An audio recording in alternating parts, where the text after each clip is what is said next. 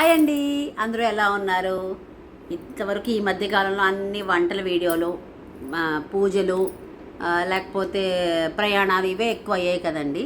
అసలు నేను YouTube start చేసినప్పుడు ఈ ఎజెండా నాకైతే లేదండి. నాదన్నీ corporate life, relationships, experience of life ఇవే అన్నీ చెప్పేదాన్ని.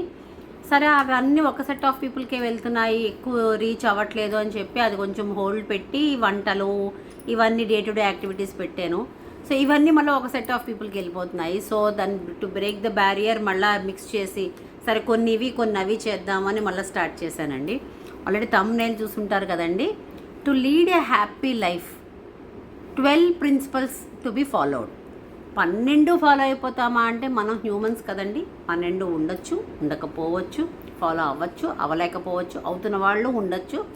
బట్ స్టిల్ కొంతమంది అనొచ్చు నేను 12 ఫాలో అవుతున్నాను అయినా నేను హ్యాపీగా లేను, చెప్పారులే మీరు అని అనేవాళ్ళకి నువ్వు ఎంత ఉన్నా కూడా నువ్వు హ్యాపీగా ఉండవు. హ్యాపీనెస్ అనేది మనలో ఉండాలండి. దాంతోపాటు కొంత డిసిప్లైన్ ఉండాలి. ఈ 12 ప్రిన్సిపల్స్లో కొన్ని పాటిస్తూ మనలో మనం హ్యాపీగా ఉండాలి అని ఒక దృఢ నిశ్చయం ఉంటే కనుక ఎలాగైనా హ్యాపీగా ఉంటామండి. ఎంత ఉన్నా పక్కవాడికి అంత ఉందని ఏడ్చే వాళ్ళకి, మనకి ఎంత ఉన్నా సాటిస్ఫై లేని వాళ్ళకి ఎప్పటికీ హ్యాపీగా ఉండరండి. సరే ఇవన్నీ పక్కన పెడితే ఇవన్నీ 12 ప్రిన్సిపల్స్ అవి చెప్తున్నప్పుడు పాత సినిమా ఏదో గుర్తొచ్చిందండి. 12 కాపురానికి 12 సూత్రాలు అని. ఇప్పుడు కాపురాల గురించి అవి నేనేం పెద్దగా మాట్లాడను, కానీ ఒక హ్యూమన్ లైఫ్ని హ్యాపీగా లీడ్ చేయాలంటే ఈ 12 ప్రిన్సిపల్స్లో మోర్ దాన్ 50% ఉంటే గనక లిటరల్గా హ్యాపీ లైఫ్ని అయితే లీడ్ చేయొచ్చండి. సో వెరీ వెరీ హ్యాపీ అన్న, but at least better than others అన్నట్టు ఉండొచ్చు. నావి చాలా లైవ్ ఎగ్జాంపుల్స్లో ఈ 12లో అయితే నేను కొన్నాళ్ళ క్రితం కంపేర్ చేసుకుంటే అసలు బిలో 50% ఏదైతే ఉన్నానో, కానీ నాకు నేను రియలైజ్ అయ్యి మార్చుకొని కొన్ని ఉండడం వల్ల నవ్ ఐ కి రీచ్ టు మోర్ దాన్ 50%. నేనేమి డిస్టింక్షన్ 80-90 అన్నో, బట్ అబౌవ్ 50% ఏదైతే ఉండడం వల్ల at least I'm leading a happy life. So happy అన్న, but I'm leading a happy life, I'm satisfied. మనకి సాటిస్ఫాక్షన్ కూడా ఉండాలి. చాలా ఎక్కువ చెప్పాను కదా introduction. Let's start with the principles. First one, talk softly, మృదువుగా మాట్లాడండి. రెండోది, ఎర్న్ ఆనెస్ట్లీ, నిజాయితీగా సంపాదించండి. మూడోది, ఈట్ సెన్సిబుల్లీ, ప్రణాళికాబద్ధకంగా కొంచెం సెన్సిబిలిటీ ఉన్నట్టుగా తినండి. ఫోర్త్ది, యాక్ట్ ఫియర్లెస్లీ, అంటే ఒక భయానకంగా కాకుండా ధైర్యంగా పనిచేయండి. ఫియర్లెస్లీ అంటే ఇక్కడ భయం అని కాదు, ధైర్యం. సినానిమ్స్ ఉంటాయి కదండి. ఏదైనా పని చేస్తున్నప్పుడు ధైర్యంగా చేయండి. ఇక ఫిఫ్త్ది, స్లీప్ సఫిషియెంట్లీ, నిద్ర అన్నది ఎంత ఉండాలో అంటే డాక్టర్స్ చెప్పినట్టు 8 తప్పితే 6 అవర్స్ మినిమం సఫిషియెంట్గా నిద్రపోతే అన్ని హెల్త్ ఇష్యూస్ పక్కకపోతాయండి. నెక్స్ట్, వర్క్ పేషెంట్లీ, సహనంతో పనిచేయాలి. సహనం లేకపోతే చాలా కష్టం అండి. సహనంతో పనిచేయాలి. నెక్స్ట్, స్పెండ్ ఇంటెలిజెంట్లీ, తెలివిగా ఖర్చు పెట్టాలి. చాలా తెలివి ఉండాలి. సంపాదించడం గొప్ప కాదండి. ఇంటెలిజెంట్లీగా అయితే ఎర్న్ ఆనెస్ట్లీ కన్నా స్పెండ్ ఇంటెలిజెంట్లీ అనేది చాలా ఇంపార్టెంట్ అండి. ఎంత సంపాదించాము అన్నది కాదు, ఎంత ఖర్చు పెట్టామో, ఎలా ఖర్చు పెట్టాము అన్నది కూడా చాలా ఇంపార్టెంట్. నెక్స్ట్, బ్రీత్ డీప్లీ, అంటే ఇదేదో యోగాలు చేయడం అలా అని కాదు. అంటే మనకున్న ఈ ఉరుకులు పరుకులు ప్రపంచంలో మనకంటూ ఒక టైం, ఒక పీస్ఫుల్నెస్, అది ఒక యోగా టైం అవ్వచ్చు, ఒక ఫ్యామిలీ టైం అవ్వచ్చు, ఒక బ్రీతింగ్ అంటే ఒక హ్యాపీగా బ్రీత్ అంటే ఒక టెన్షన్స్ పక్కన పెట్టి కొంచెం సేపు అయినా మనం బ్రీత్ డీప్లీ అంటే ఒక మనకంటూ సహనంగా అలా ఉండడం, అలాగనమాట. ఆ ఉద్దేశంలో బ్రీత్ డీప్లీ అంటే అనేస్తే ఒక లైఫ్ హ్యాపీ అని కాదు. ఈ రషింగ్ లైఫ్లో కొంచెం take your time to breathe deeply అన్నదాని అర్థం అండి అది. డ్రెస్ స్మార్ట్లీ, ఎవరైనా మనం ఆడవనివ్వండి మగవనివ్వండి ఒక బట్ట కట్టుకున్నారు లేకపోతే ఏదైనా వేసుకున్నారంటే ఒక హ్యాపీనెస్, ఒక రకమైన కన్నుల విందు, అంటే ఒక కన్నులకి హ్యాపీనెస్ ఇవ్వాలి. అదేగా చూసావా దాని బట్టలు, ఇలాంటి చూపులు అమ్మాయినవ్వండి అబ్బాయినవ్వండి ఒక రకమైన జుగుప్సాపరంగా ఉండకూడదు. ఆ జుగుప్సాకరంగా ఉంటే కనుక ఒక ఇరిటేషన్ వస్తుంది, మనకి ఒక నెగిటివ్ వైబ్స్ వస్తాయి. సో అలా కాకుండా స్మార్ట్గా డ్రెస్ చేసుకుంటే నీట్గా, అలాగని చెప్పేసి అంటే డ్రెస్సింగ్కి నేను పెద్ద కమెంటరీ ఇవ్వను, బట్ వేర్ సెన్సిబుల్లీ, అంతే.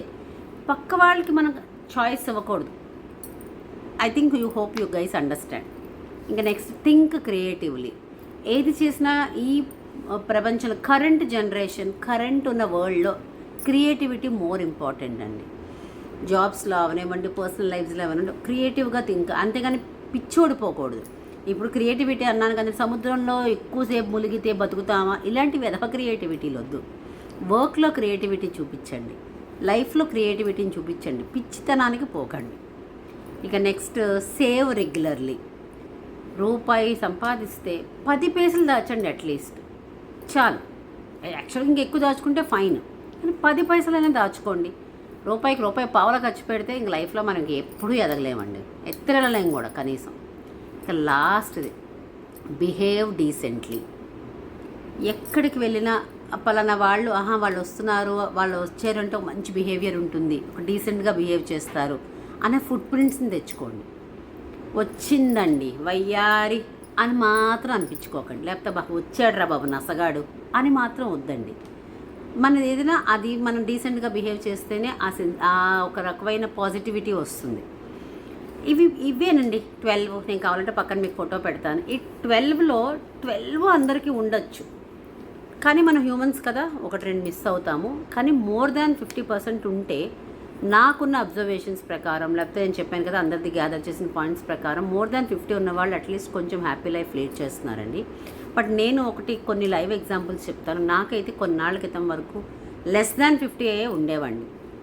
మోర్ దాన్ 50 ఇప్పుడు నేను రియలైజ్ అయ్యి రీచ్ అవుతున్నాను, కానీ లెస్ దాన్ 50. ఈట్ సెన్సిబుల్లీ. నాకు అసలు సెన్సిబుల్లే లేదు. పీకల దాకా తినేయడం, నచ్చినవన్నీ. ఇంకా అంటే ఇప్పుడు నాకు ఏదైనా కూర పప్పు చేసుకున్నాం అనుకోండి, పప్పే నచ్చింది అనుకోండి, ఇక్కడ దాకా పప్పే తింటాను. కూర నేనే వండుకున్నా తిన్నాను.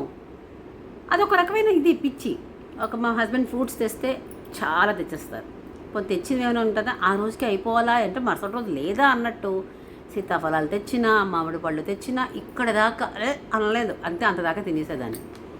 మ్యారేజ్కి 44 ఉంటే మొన్నటి లాస్ట్ ఇయర్ వరకు నేను ఇంటూ 3 అవ్వలేదు. అదొకటే దేవుడి దేవులు కాపాడాను, కానీ చాలా ఓవర్ వెయిట్ అయిపోయాను. అంటే అఫ్కోర్స్ చాలా హెల్త్ పరంగా ఉన్నాయి, but one of the main reason is no sensibility in eating. నాకైతే మేజర్ అదేనండి. లాస్ట్ ఇయర్ నేను ఎలక్షన్స్ అవుతున్నప్పుడు లైన్లో నించుంటాం కదండి, పడిపోతే మా బాబు హస్బెండ్ అక్కడే ఉన్నారు. నన్ను లిఫ్ట్ చేయలేకపోయారు. అంటే ఎంత వెయిట్ ఉన్నానో ఆలోచించండి. నన్ను లిఫ్ట్ చేయడానికి ఆల్మోస్ట్ 4 to 5 పీపుల్ వచ్చారు, గ్యాదర్ అయ్యి నన్ను పిక్ చేసి కుర్చీలో కూర్చోబెట్టడానికి మినిమం 5 ఇంకా 6 కూడా ఉన్నారు.